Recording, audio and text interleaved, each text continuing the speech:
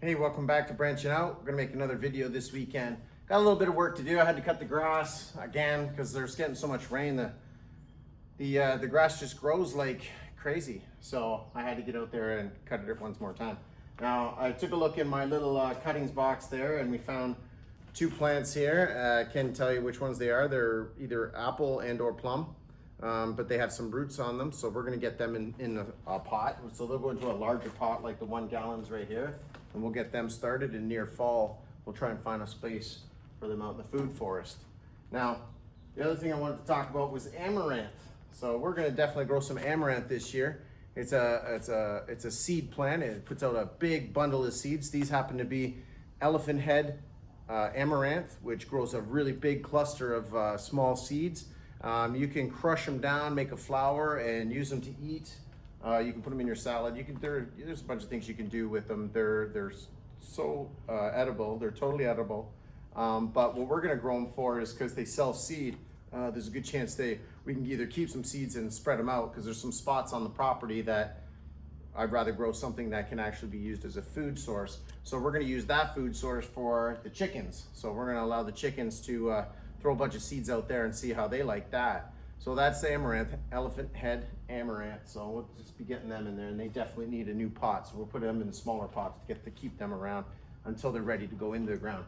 Now, what I really wanted to talk about today, other than maybe just potting up some stuff, is the sunflower. The sunflower is an amazing plant. It has many uses, and you can eat pretty much all of it, right? So you can eat the flowers, the seeds, and the petals. So they're a huge pollinator for bees. If you've ever grown them, you'll see bees all over them.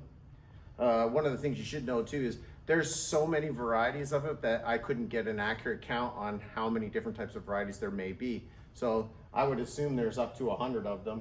I have at least 3 just sitting in a box in my little seed box in the loft. So what we're gonna do is we're gonna spread these out into the food forest. One for the pollination because bees really like them.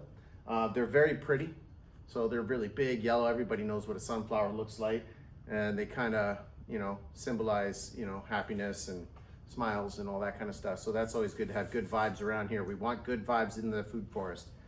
So it's funny too, there's so many kinds of, even including the Jerusalem artichoke, which I do have growing out there. They grow a nice little sunflower at the end of the year too.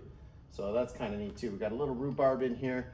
They're very easy to germinate. So you just put that seed in there, give a little water, and they usually come up. Now some of them have died off because they've kind of overgrown and I didn't grow them quite right. These happen to be mammoth sunflowers. Now mammoth sunflowers are the ones that grow really, really tall. They can grow up to about 14 feet. They have like a 2-foot head on them, and they can put out about 2,000 seeds. So we definitely want them around to keep the birds busy so they stay out of my food forest and stop eating all my fruit. Now, I'm gonna eat them. I'm definitely gonna grab them and roast them up a little bit, and I love sunflower seeds. So yeah, if you love sunflower seeds, tell me what you do with them in the comments down below. I would love to hear what people actually do with them, whether they crush them up or just eat them raw or fry them or whatever it is you do, just let me know. And yeah, so what we're gonna do is we're gonna get these little ones into slightly bigger pots. Actually, we're just gonna plant out some of these sunflowers. I also have another type called teddy bear sunflowers. I'm gonna go get them, and we're just gonna self-seed them into the ground. So we're just gonna let them grow naturally, but we're gonna find little spots where they probably find the best spot to grow, especially down here near my greenhouse, where there's a little bit of water and some shade and or protection from the wind for the time being. So that's what we're gonna do. We're gonna get started. We're just gonna get those amaranth into a little bit bigger pots, and then we'll get them outside ready for just let nature do its thing. So let nature water them. We'll give them a little juice. We're gonna pot up some of these apples, seeds that I had in the fridge. And yeah, we're gonna get out there and put in some sunflowers and give you some more facts on sunflowers. Okay, so before we get out there and plant some of these sunflowers, this is my haul. So I got 3, looks like 3 apples. These were stratified in the fridge in my house. Again, amaranth. I got a rhubarb over here and 6 amaranth. We got 2 unknowns, and I have about 4 or 5 different hops, rhizomes that I put in pots. Those were extra rhizomes that I had from, if you looked at my last 2 videos on hops, you should check that one out. I'll leave that at the end.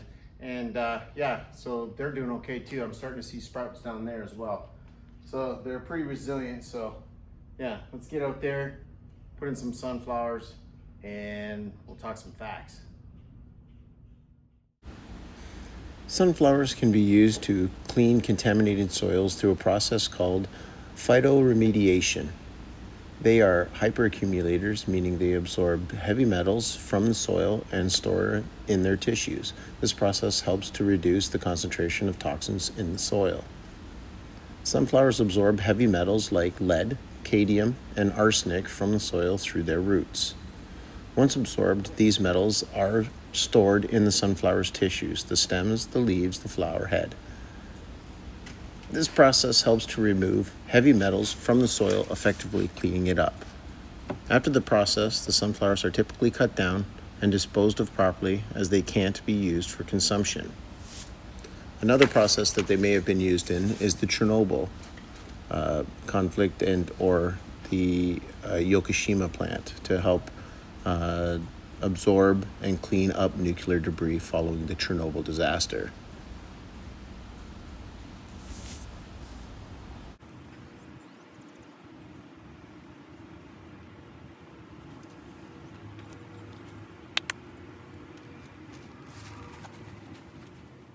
So another fact, we get sunflower oil from sunflower seeds when they're pressed.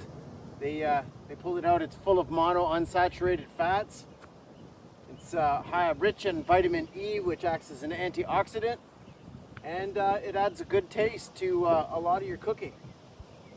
It also has a really high smoke point, so it has to get up to over 400 degrees before it starts to burn.